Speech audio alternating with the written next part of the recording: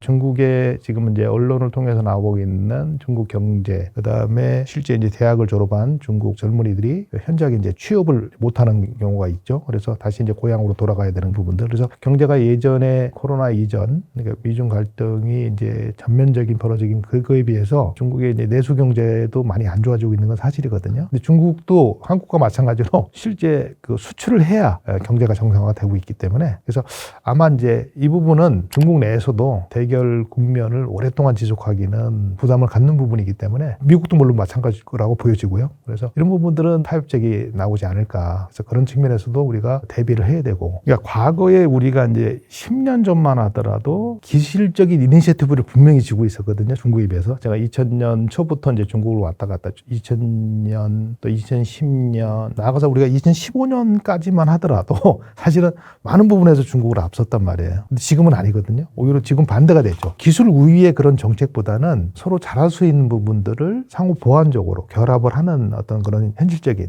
그다음에 실용적인 어떤 접근을 해야 된다. 또 이제 기술만이 다 국제개발 협력 부분에서 우선시 되는 건 아니라는 거죠. 소프트웨어적인 그런 측면. 예를 들면 현지 어떤 문화라든가 제도, 그런 관습 이런 부분들에 또 우리가 잘 프렌들리한 그런 쪽으로 우리가 또 실제 비즈니스를 해야 되고, 그러니까 이런 측면은 사실 우리가 또 중국보다는 또 강점이 있단 말이에요. 강점 부분들은 서로 이제 결합을 해서 해야 되는데, 과거에 우리가 이런 부분은 해보지 않았죠. 직접 이제 수원국가 우리가 이제 공여국 양자 구도에서 벌어졌던 것들을 또 중국을 하나의 어떤 다자 구도의 파트너로서 우리가 하는 것들은 과거에 있지 않았던 그런 모습들이란 말이죠. 그러니까 상호 협력할 수 있는 부분을 찾아서 무역도 해야 되고 그 외교도 해야 되고 하는, 우리가 이제 외교적인 부분은 이제 미국과의 그 동맹관계를 유지하면서 또 이제 경제적인 부분은 또 진리적인 측면에서 중국과 협력을 해서 개발도상국과의 그런 아세안, 아프리카 제3세계에 우리가 또 같이 협력해서 진출하는 방안들, 이런 부분들은 검토를 또 해야 될 부분들이고, 그런 하드웨어 측면, 예산 문제, 그 다음에 이제 그 물량 공세 측면에서 우리가 중국을 이겨낼 수는 없잖아요. 그죠? 한국 기업들이 갖고 있는 응용, 그 다음에 결합 능력, 뭐 이런 것들은 또 소프트웨어적인 측면에서 할 수 있는데, 이런 부분들을 적절하게 우리가 결합을 하고 좀 지혜를 모아야 또 다른 길이 보이지 않겠느냐. 그 다음에 이제 국제개발 협력 분야에서의 진영화, 그러니까 블록 포메이션 현상들이 나타나고 있거든요. 그러니까 이제 그 미국 측, 그러니까 서방 쪽 측하고 이제 중국을 중심으로 한 브릭스라든가, 뭐 최근에 전승절 기념으로 해서 뭐 러시아의 인도 그런 정상들이 지금 이제 중국에 하고 있듯이, 미중 갈등이 결국에는 그 미국과 중국 진영을 가르는 어떤 그런 형태, 부동재 진영화라고 얘기하고 블록 포메이션 현상이라고 얘기를 하는 것 부분이거든요. 그래서 첫 번째는 이제 기술적인 표준에 있어서 분화가 일어나고 있습니다. 미국 중심의 기술 표준, 그 다음에 중국 중심의 기술 표준. 개발도상국 입장에서 봤을 때는 이제 되게 난감한 부분이고, 이제 어느 쪽을 선택을 해야 되는 부분이 있기 때문에 고민하게 되고 있고요.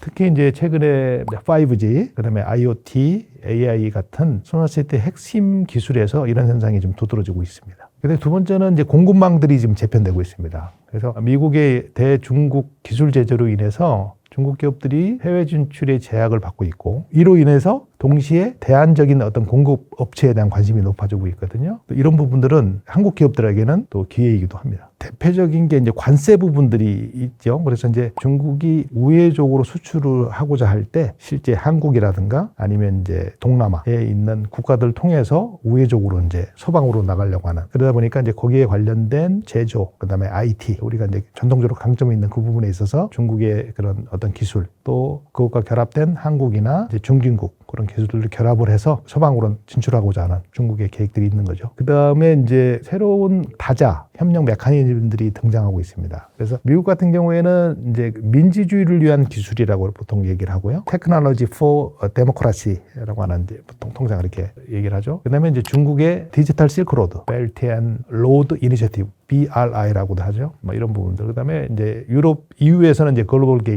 게이트웨이라고 하는 이런 부분이 있는데, 이게 이제 아까 진영에서 이념적으로 클러스터링을 하는 어떤 그런 형태로 동조하는 동맹들이 자연스럽게 이제 구성이 되고 있고요. 이런 이제 각 진영별로 각종 이제 이니셔티브 프로그램들이 작동이 돼서 운영이 되고 있는 그런 상황입니다. 네 번째는 이제 중간국들의 이제 딜레마인데요. 아무래도 이제 이렇게 이제 미국 또 중국, 그다음에 이제 EU 같은 이제 그런 진영 쪽에 개발도상국들은 어느 한쪽에 완전히 선택하기보다는 실용적인 관점에서 선별적으로 협력하려고 하는 그런 경향들이 강해지고 있거든요. 이런 측면에서는 또 한국이 충분히 이제 가교 역할들을 할 수가 있는 것이죠. 그래서 미국과의 이제 동맹 관계는 유지하면서 이제 중국과는 이제 좀 더 실용적인 그런 협력을 또 우리가 지속해야 될 것이고, 또 개발도상국과에는 양쪽 진영의 장점들을 결합한 대안들을 우리가 제시할 수 있는 중간자 역할이 이제 한국에게 좀 주어지고 있는 것들이죠. 경제적으로 보면 우리가 이제 코로나 이전에 중국과의 이제 교역량, 특히 수출 부분에서 이제 현재 많이 이제 줄어드는 부분이 있는 것이죠. 그거를 대체하는 이제 다른 시장으로 또 이제 저희가 이제 수출하고 있는 부분이 있는데, 아무튼 한미 간의 그런 어떤 동맹적인 그런 관계에서 실익을 취해 왔던 이제 중국 그런 관계들, 그게 이제 미중과의 갈등 속에서 대중국 수출 부분들은 상당히 좀 피해가 보고 있는 것들이고, 그래서 이제 그것을 다시 한번 회복하거나 대안을 찾고자 하는 그런 노력들이 정부나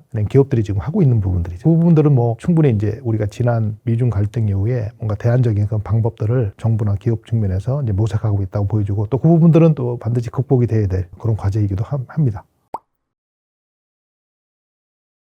저는 이제 앞으로 5년이 이제 우리나라도 그렇고 국제개발 협력 분야, 또 스마트시티 분야에서 큰 변화가 이제 예상이 되는 부분들은 이제 우리 보통 이제 기후변화 부분, 그 클라이밋 체인지라고 하죠. 아마 이제 이런 기후변화 부분은 모든 개발 협력이 아마 근간이 중심적인 축이 될 거로 보여지거든요. 그래서 이제 스마트시티는 이런 탄소 중립, 기후 회복력을 기르는 핵심적인 어떤 그런 요소로 작용되는 부분이기 때문에 이런 방향에서 또 많은 진화가 일어날 거로 보여지고요. 그다음에 이제 디지털 전환이 이제 가속화가 좀 더 이제 빨라질 거라고 이제 보고 있습니다. 그래서 디지털 기반화는 거버넌스, 금융, 교육 이런 부분에 있어서 핵심 영역으로 아마 자리 잡을 것 같고요. 그 다음에 이제 시민 참여형 거버넌스들이 아마 확산이 될 거로 보여집니다. 그래서 과거에 이제 하향식 이런 어떤 탑다운 방식의 그런 개발 모델이었다고 한다면, 지금은 이제 시민이 참여하는 지역 주도, 시민 참여 이런 형태가 될 것이요. 과거 이제 기술 중심으로 갔던 것들이 이제 사람 중심, 시민 중심으로 이제 패러다임이 바뀔 보여집니다. 그 다음에 이제 중요한 거는 이제 글로벌의 협력 형태인데,